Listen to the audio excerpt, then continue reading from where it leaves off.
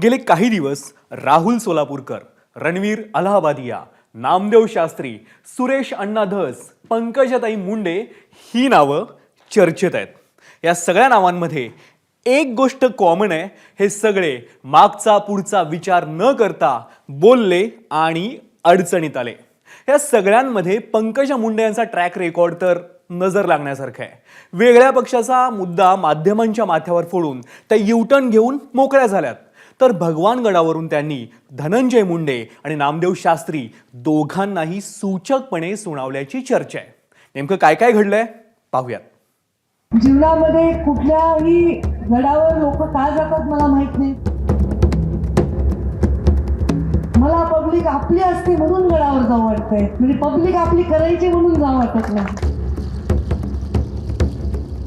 धर्मामध्ये काम करणाऱ्या व्यक्तींनी राजकारणापासून वैराग्य धारण केल्याशिवाय तो धर्माच्या रस्त्यावर विराजमान होऊ शकत नाही।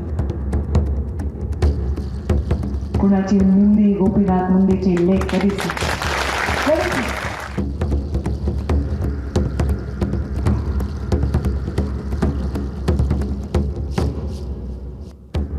राजकीय अडचणी वाढवणारी असली तरी रोखठोक विधानं करण्याचं धाडस दाखवणं ही पंकजा मुंडेंची जुनी सवय। त्याचा प्रत्यय बीडच्या पाटोद्यातील कार्यक्रमात आला। मसाजोगचे सरपंच संतोष देशमुख हत्येप्रकरणी अनेकांकडून धनंजय मुंडेंच्या राजीनाम्याची मागणी होते। पंकजा मुंडेंनी या प्रकरणी आजवर मौनच बाळगलंय। मात्र पाठिंबा मिळावा म्हणून भगवानगडाची पायरी चढणारे धनंजय मुंडे आणि त्यांची पाठराखण करणारे महंत नामदेव शास्त्री पंकजा मुंडेंच्या निशाण्यावर आहेत का, हा प्रश्न जन्माला घातलाय पंकजा मुंडेंच्या या वक्तव्यांनी। जीवनामध्ये कुठल्याही गडावर लोक का जातात मला माहित नाही। त्या गडावर असणाऱ्या लोकसंख्येमुळे जात असतील की आपण त्या गडावर गेलो, गडाच्या एखाद्या व्यक्तीला हातात घेतलं म्हणजे गड आणि सगळी लोकसंख्या किंवा सगळी येणारी पब्लिकच आपली होते असं वाटत असेल कुणाला। पण माझं उलट आहे हो, मला पब्लिक आपली असते म्हणून गडावर जाऊ वाटतंय, म्हणजे पब्लिक आपली करायची म्हणून जाऊ वाटत नाही। त्यामुळे राजकारणामध्ये आणि धर्मकारणामध्ये एकमेकांबरोबर त्यांचं नातं तर असलंच पाहिजे, पण तेवढीच विरक्ती देखील असली पाहिजे। राजकारणात काम करणाऱ्या माणसांनी धर्मात हस्तक्षेप करू नये आणि धर्मामध्ये काम करणाऱ्या व्यक्तींनी राजकारणापासून वैराग्य धारण केल्याशिवाय तो धर्माच्या रस्त्यावर विराजमान होऊ शकत नाही। आपल्याला अगदी शिवाजी महाराजांपासून आतापर्यंत माहिती आहे की दरवेळी राजसत्ता आणि धर्मसत्ता ही हातात हात घालून चालत असते। गडावरची आचारसंहिता सांगितल्यानंतर पंकजा मुंडे आष्टीकडे वळल्या।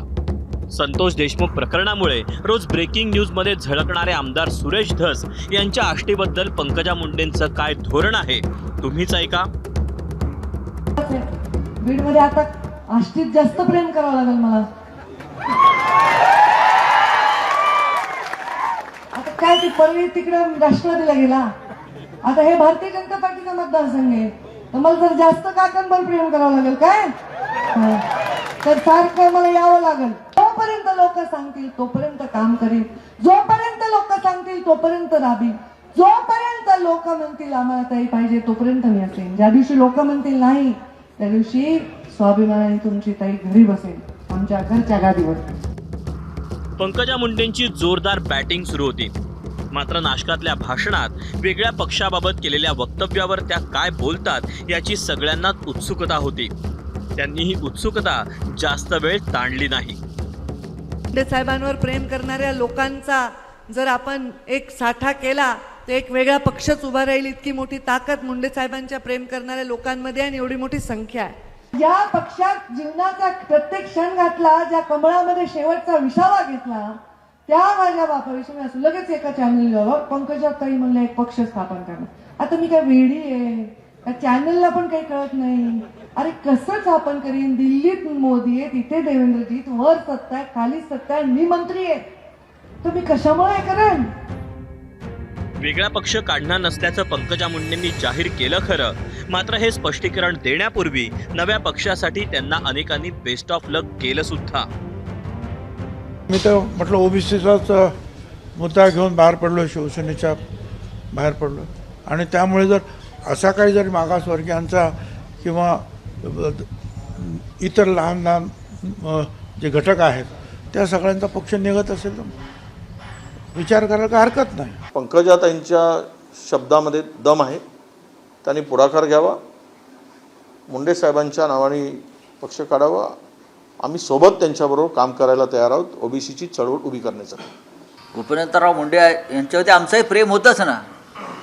गोपीनाथराव मुंडे हे त्या काळात युतीचे समर्थक होते आणि आता पंकजाताईला वाटत असेल की एक नवीन पक्ष स्थापन करावा मुंडे साहेबांच्या विचारधारेचा, तर त्यांनी नक्की पुढाकार घ्यावा. त्यांना आमच्या पूर्ण शुभेच्छा आहेत.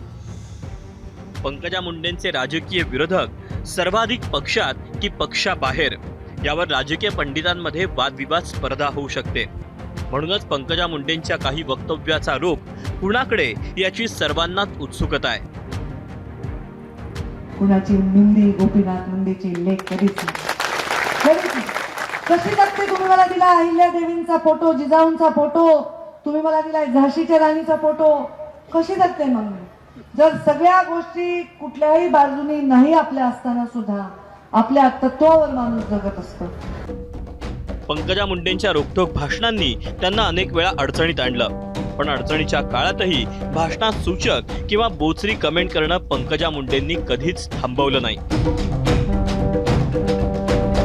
आता धर्मसत्ता, राजसत्ता, नवा पक्ष, आष्टीवरचं प्रेम या सगळ्यांवर केलेल्या कमेंट्स पंकजा मुंडेंचं राजकीय वजन वाढवणाऱ्या ठरणार की अडचणी वाढवणाऱ्या, याची वाट पाहावी लागेल. आता या बीड जिल्ह्यातलेच 25-50 हजार लोक कुंभात जाऊन डुबके मारून आले असतील, म्हणजे पुढचं पाप करायला मोकळे का? भगवान बाबांच्या विषयी माझ्या मनामध्ये काय कधीच शब्दात सांगू शकणार नाही. भगवान बाबांच्या दर्शनासाठी मला कुठे जावं लागत नाही. मी डोळे जरी बंद केले तर मला साक्षात भगवान बाबांचं दर्शन होतं हे माझ्या अंतर्मनामध्ये.